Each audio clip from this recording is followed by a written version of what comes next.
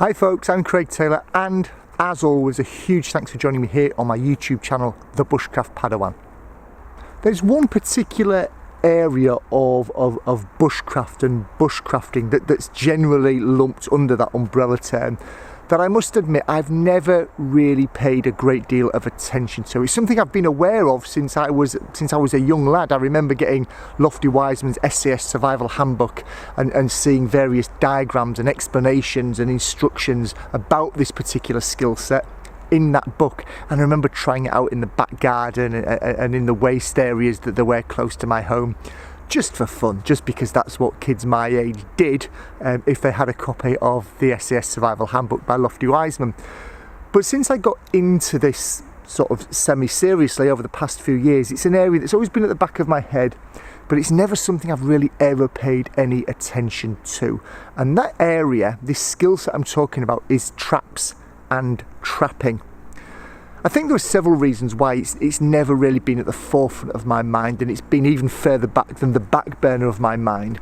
I think one, I don't need to trap.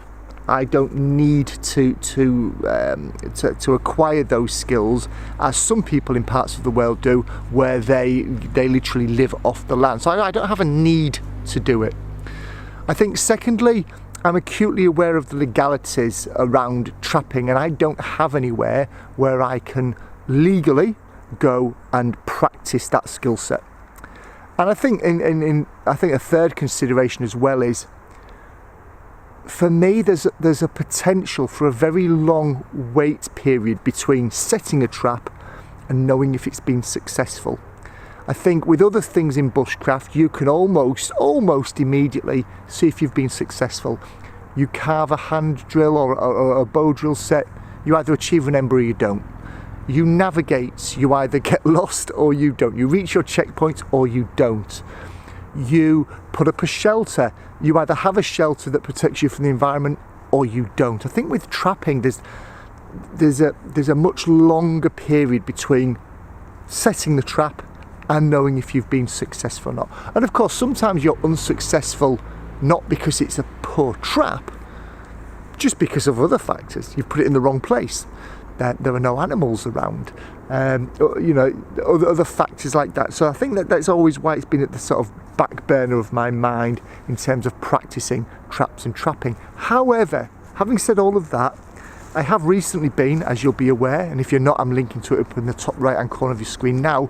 I've recently been on the Intermediate Wilderness Bushcraft course with Paul Kirtley and Frontier Bushcraft, and in there we looked at a few different traps. We got up close and personal to them, and there's a particular trap that Paul demonstrated there, and I forget the name of it, but I'm calling it the Poacher's spring toggle snare, and you'll see why as this video unfolds, that he showed us that myself and Tom, hello Tom if you're watching, we went away and we practiced that, and we were relatively successful. It was quick to set up, it was simple to remember, apart from one aspect which kept troubling us, and I'll come on to that later on in this video. And it was a fun trap to put together. So that's what I'm going to do in this video today. I'm going to try and recreate that Poacher's toggle spring snare. Before I go into that, because it's worth saying,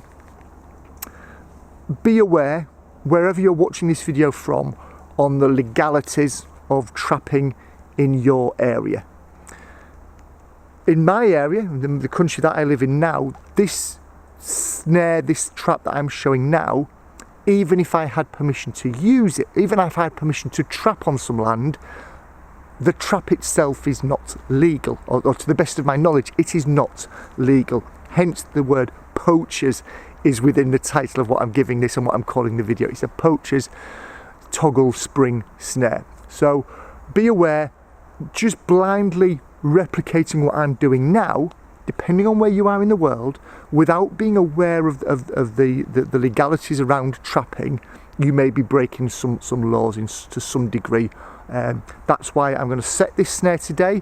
I'm going to practice setting it off, then I'm going to collapse it. It's not going to be left unattended for any period of time whatsoever. I am going to be stood next to it or in the vicinity of it whilst this spring snare is set up. Then I'm going to collapse it and walk away, and just as if I was never there. No spring, no snare will be left behind. So please do consider that if you're watching this video and would like to replicate it. By all means, practice it, but be aware of the legalities of leaving it set up in your neck of the woods. Let's get on with this video.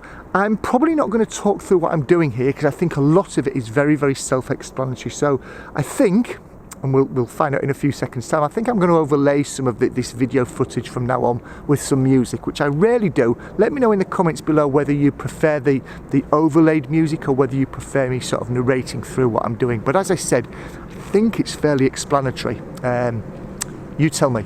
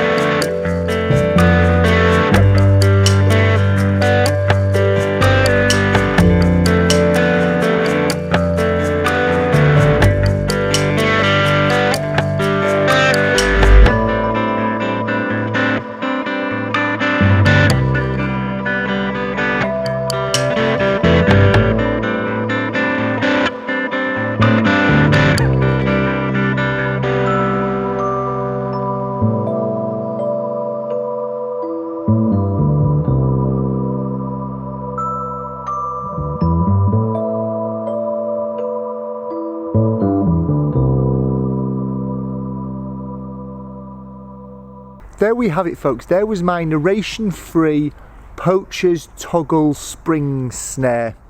I'm not sure I like the narration-free thing, to be honest. You might prefer not to actually listen to my droning Yorkshire twang, but I must be honest, by talking it through out loud, I think it helps me to see and think things through more clearly if I'm having to talk about it and having to process it. But let me know what you thought in the comments below. So that was a video that I've done where there's no narration through the actual skills part of it. There's just some music and there's me moving the camera around.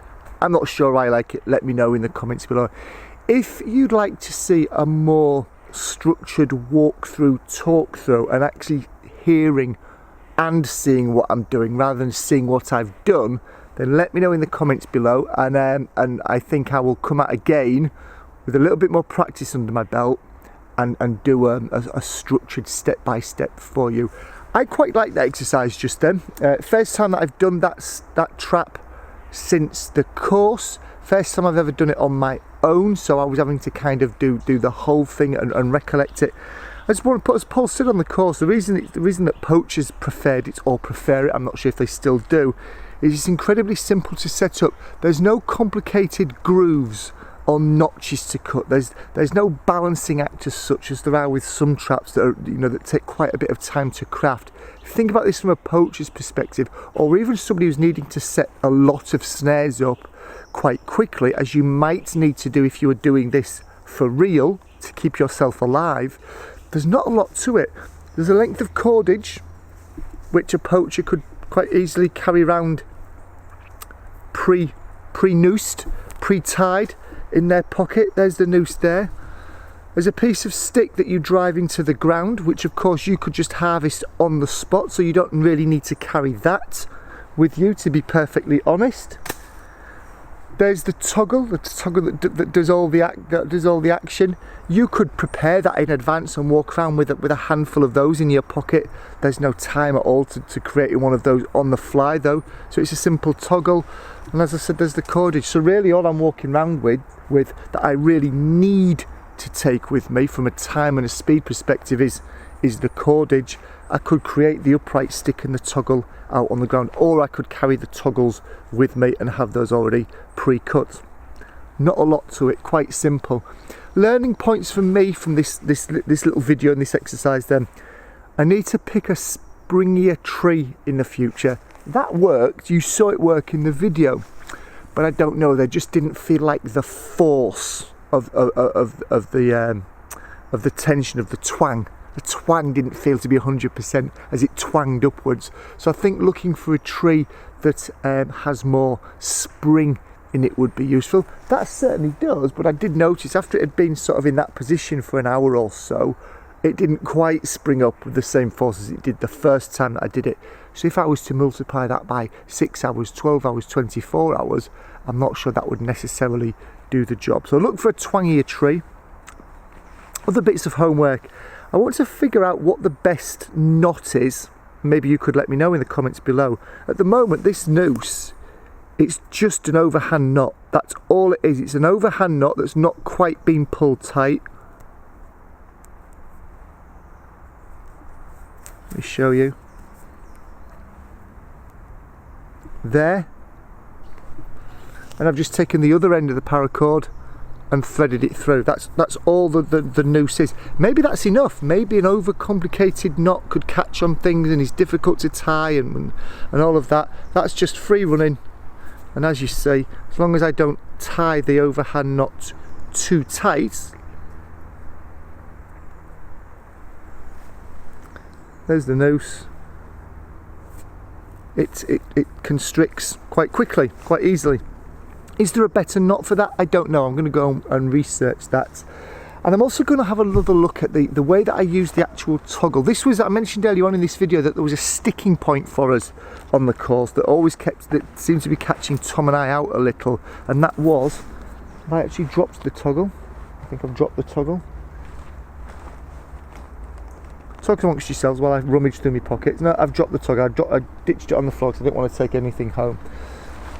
So the toggle itself, there was a real struggle on the course about exactly how that went around the wood and exactly how that worked and the tipping point.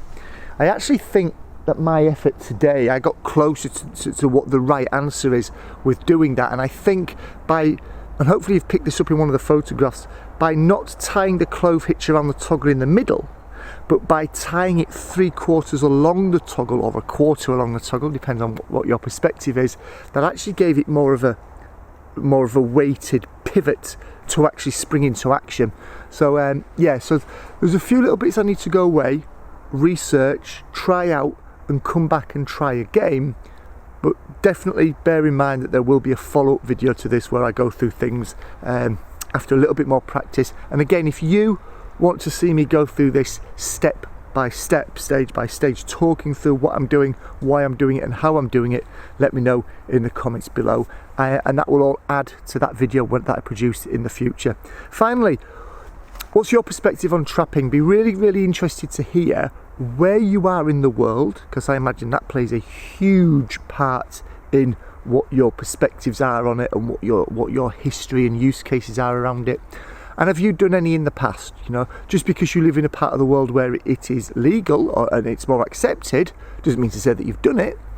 Equally, just because you perhaps live in a part of the world where you perhaps shouldn't be doing it, or it's not as easy to do it, doesn't mean to say that you're not doing it. So don't want anybody to incriminate themselves, but if you feel like sharing what your perspectives are on trapping using either a very, very primitive, simple trap like I've created here, or something a little bit more complex, again, let me know in the comments below. I look forward to reading through that. Thanks as always for watching, folks. I'll see you in the next video real soon. Cheers.